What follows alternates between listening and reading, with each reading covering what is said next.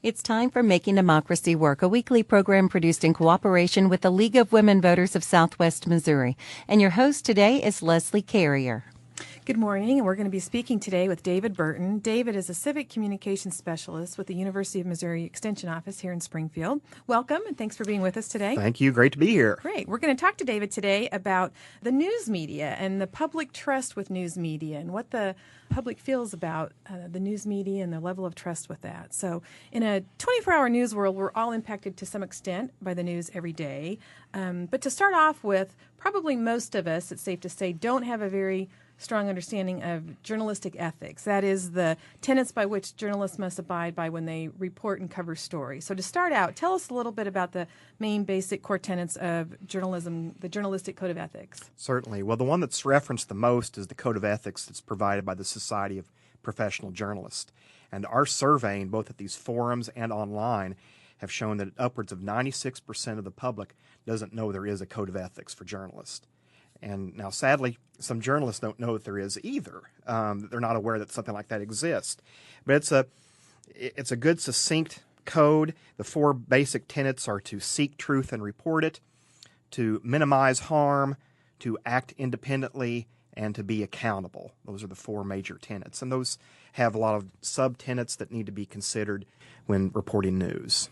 We're going to focus today on a recent public issues forum that was held. The Ozark Press Association had its annual meeting recently in Branson, and at that annual meeting there was a public issues forum entitled News Media and Society, How to Restore the Public Trust. Why was this forum held, and what was really the goal of the discussion in hosting this forum? Well, the Society of Professional Journalists had provided a grant to conduct forums all over Southwest Missouri on this topic, and Extension got involved because, like SPJ, we believe that journalism is essential to a strong democracy. Founding fathers believe that also. And so we were hosting these forums as an educational tool, primarily, to bring about awareness of ethics and to encourage some community engagement, understanding of ethics, code of ethics, both among journalists and members of the public. That was the main focus of that. And we got a lot of young reporters involved and a lot of old-time journalists together around the same table at that event with the Ozarks Press Association. So it was a great discussion.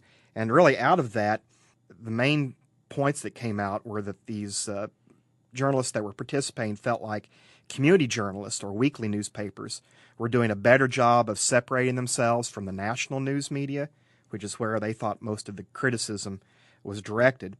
But it also gave them a chance to explore the code of ethics and how it applies in their local papers, and I think a lot of them acknowledged that they haven't done a good job of explaining that to their readership and how that plays out in the newsroom. So are there plans for those journalists to take that back home then and educate the public in some way on those codes of ethics? Several of them in their comments, yes, did express that, said they were going to actually print the code of ethics in their newspaper. There was a lot of discussion about writing editorials about that. Just trying to do some things to educate the public that a code actually does exist, and then also probably some training with younger reporters about the aspects of the code of ethics. So out of this forum, what was the main consensus on why the public's trust with the news media has been damaged? Is it any one thing, or is it just kind of accumulation of many things over the years?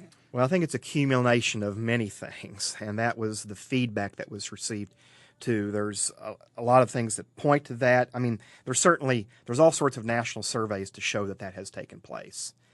Most recently, from the Pew Institute, a poll that showed that only 32% of Americans think the news is accurate. That's not good for our democracy. It's not good for journalism. But it could be the 24-hour news cycle. Some blame it on corporate ownership. Some blame it on lack of training, maybe for some journalists or journalists that have made some really bad decisions, and it gets blamed across the network or across the industry equally. Some of these polls have the public using words like sensational and arrogant and manipulative when they talk about the news media. So there's certainly a concern there, but I don't think it's just one single issue. It's multifaceted. How has the increased competition with online media sources, we hear all the time about iReporting and that type of thing, how has that affected the issue of public trust? And does this increase the trust since more people have their fingers in the pie, so to speak, on reporting, or does it dilute it because perhaps the credibility of the source may be at issue? Well, that's a great question. I'm not aware of what the research is saying about that particular issue. That's something that would certainly merit being delved into a little further. I think most people and most of the journalists at this forum agreed that having more sources was a good thing, and having more competition in the industry has been mostly a good thing. Not always sure that all those sources are unbiased, and that could end up being a negative part of that. That's certainly something that probably needs to have a little more research in that area.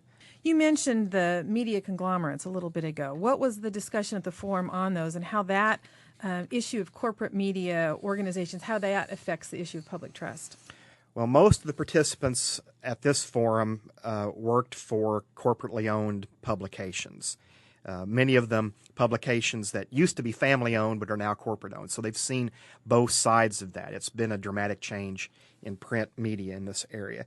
And there's good and bad to that, and they acknowledge that. Maybe one of the bad is more of a drive toward higher level of profits and sometimes less community involvement.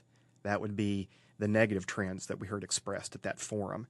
And that, that plays out in different ways. We see that even among the surveys that we took at the forums, where we ask a statement that said the ownership of too much of the media industry rests in a handful of huge companies.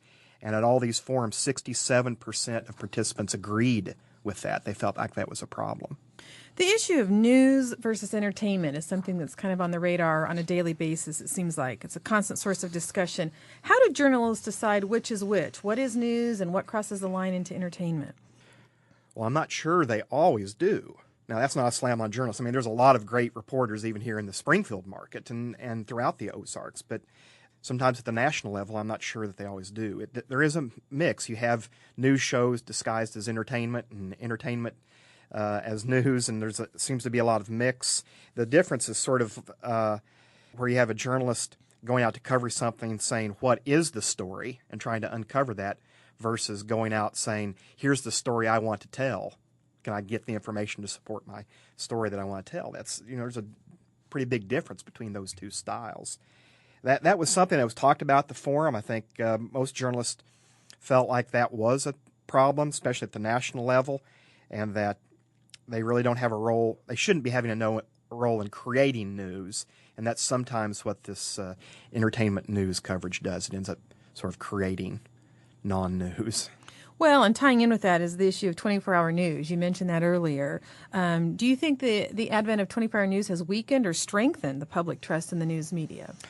Well, the consensus at this forum among other journalists was that it had weakened, that they saw that as a real problem. There's a rush to get out news, a rush to post information, maybe even things that hadn't been fully vetted, more intense pressure to be first with the story, and you suddenly had this 24-hour news cycle and there's no break. A lot of them felt worn out by the whole 24-hour news cycle. And at least among participants at that forum, it was generally agreed that that was a bad thing. Now, consumers sure gobble it up, don't they? There's high ratings and there's a greater demand for news coverage. So there has to be there's a balance here somewhere. I'm not sure exactly what that line is, but there needs to be a balance. Well, great. Thank you, David, for being with us today. Our guest has been David Burton. He's the Civic Communications Specialist with the University of Missouri Extension Office. I'm Leslie Carrier, and this has been a program of the League of Women Voters of Southwest Missouri. This program and others are available on the web at ksmu.org. Click on the link for Making Democracy Work.